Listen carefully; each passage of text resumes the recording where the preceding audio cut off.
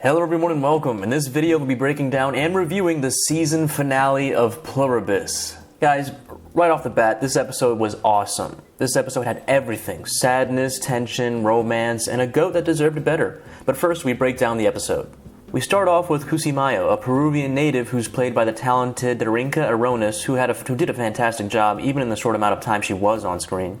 Her character is staring up at the sky, watching the emissions from a plane that is approaching their area, village in Peru. They speak to her, and get this, it's not Spanish, but Quechua, which is the true native language to Peru. It is spoken by a few people, and by a few I don't mean like 6 or 7. I feel like it might be a couple hundred or a couple thousand people. I really want that language to become more popular, as it really does sound beautiful. It's a bit primal sounding with some elegance as well. But I digress. They seem to be telling her that the plane above is the one that's transporting the serum or whatever the heck it is that will turn her into one of the hive mind as well. And I gotta say, I feel sad for her. You can tell in her facial expressions that she is uneasy and unsure about, willingly joining the hive mind. Such a beautiful face, and to see it so sad and it made me sad. Do you really think she wanted to join the hive mind, or was this one of the world's saddest peer pressure moments? Let me know in the comments. We then get a scene where she is petting a goat calmly in her lap, and as they prepare this ritual for the joining, she inhales the gas and seizes, very convincingly I might add. As soon as it's over, she smiles and they get to work. Another tangent here, so it is stated throughout the season that they cannot harm anyone or any living being, but their joining process has a good chance of that living organism passing during this process. I mean, I get it, they have to do it to survive. Well, you know what else they have to do to survive? Eat. So why don't they pluck that apple? Am I right? What do you guys think? Let me know below. So they can't harm living beings, except during this joining process, it kills living beings. I mean, it's like saying they're vegans who eat steak on Wednesdays only. Moving on, we see them removing all assets and valuables from the village. It seems that it was all an act the hive mind was playing at, so just to make her feel calm and at home.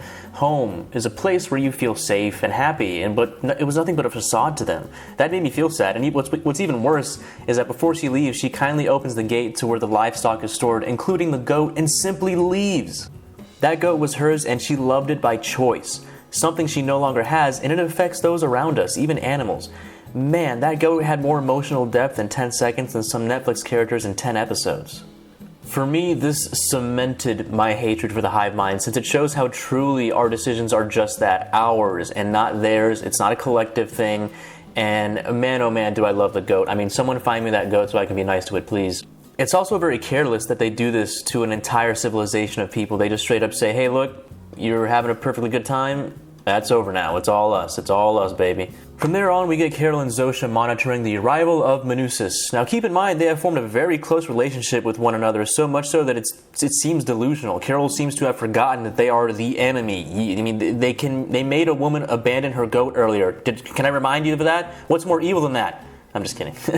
Finally, Manusis and Carol meet. It's an odd exchange, I might say, mainly because Manusis takes this very seriously, and we know this because he rarely interacts with him, but Carol, on the other hand, has interacted with him so much that she's delusionally entered a romantic relationship with Zosha. Honestly, I'm going to go on a tangent right here. People, listen to this take here. So if a dude in this world, in this hive mind world, slept with a female, it's terrible, it's the end of the world, he did it without her consent, this is SA, oh my god. But if a woman does it, it's neutral or hot. I mean, I haven't heard anyone complain, in the community guidelines or whatever, or in forums. I honestly thought that right after their intimate encounter. I was like, man, this woman, if conscious, would very likely not consent to being with Carol in this way. Anyways, moving forward, I find it funny that Manusis has learned English so well, however, Carol insists on using a voice translator app on her phone. Why? Did anyone else pick up on that? Does anyone have any reason as to why that is? Please let me know in the comments. She, naturally, is afraid of him and asks that he disarms himself and kindly step into her home. They're a bit distrusting of one another, and the awkward encounter ensues. He refuses to speak to her in her home for fear of them having bugged the house. They do find a bug, but it's not the one we think. In fact, it's the one Helen left, Carol's lover who passed earlier. It's a sensor that senses how many times she opens the liquor cabinet. Oh man, that must have been like a sucker punch. This makes her sad naturally, and comedically or ironically drinks more liquor to calm her nerves. Some time passes, and we have Manusis do some investigating by calling in to request to speak to Zosha, which greatly upsets Carol. She revealed that she told him everything, and since they cannot lie and are compliant. This angers Carol, and she takes Zosha back to her place to discuss exactly what was talked about, but it was everything. It was during this scene we actually finally kind of see how delusional Carol is. She's like delusionally in love with her. She even wanted to say in their conversation that you're my girlfriend, but at the last second stopped and changed it to chaperone, because that's what she really is. She's just chaperoning her in the world she no longer owns or is a part of. It is around this time we kind of get a sense that Carol does not want to change the hive mind and kind of enjoys the love she gets from Zosha. I mean, who wouldn't blame her? The babe is hot. What do you guys think in the comment? Who's prettier, Carol or Zosha?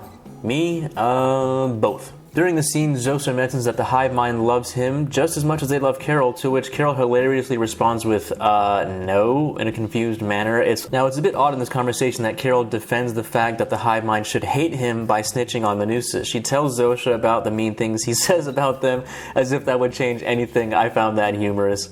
Shortly after this, Zosha prepares for her upcoming seizure, which is being induced by Manusas as he's experimenting on hive mind individuals, trying to bring them back. So she encounters him, tells him to stop. He's trying to cure them with frequency, oddly enough. Out of all things, you think it's like very specific, it's like some sort of like drug that needs to be developed and researched in a lab, which could take decades. But he oddly, for whatever reason, brings a radio to the seized individual, and it seems to calm them. Their seizure is much less violent.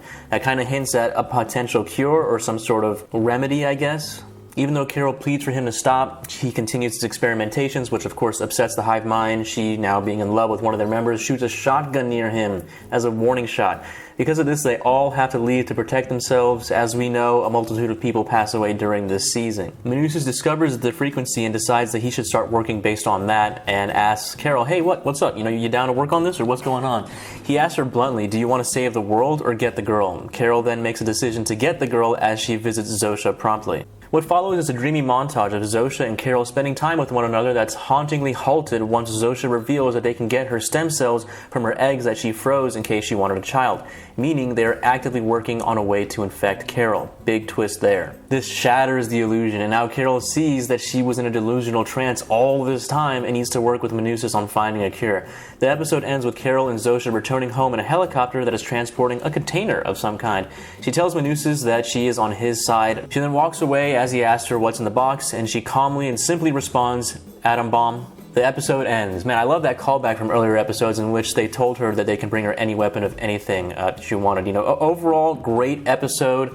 I mean, odd that they ended on 9 and not an even 10. But hey, they wrapped it up nicely. 100% washed the taste out of my mouth from episode 7, and I appreciate that. Anyways, that's all I got for you guys. What do you think? How was this season? Did you enjoy it? Let me know in the comments. I'm kind of glad it's over. I don't really know if I'm going to cover series anymore. This was really exhausting. I mean, the show came out. I'd have to immediately start working on a video. And these ones aren't as detailed as I'd like them to be, considering I have to kind of churn them out almost as fast as the episode. So I have a week in between other things that I do to kind of get these going. It's not as detailed as I'd like to be, so these are pretty much just like general review and breakdowns.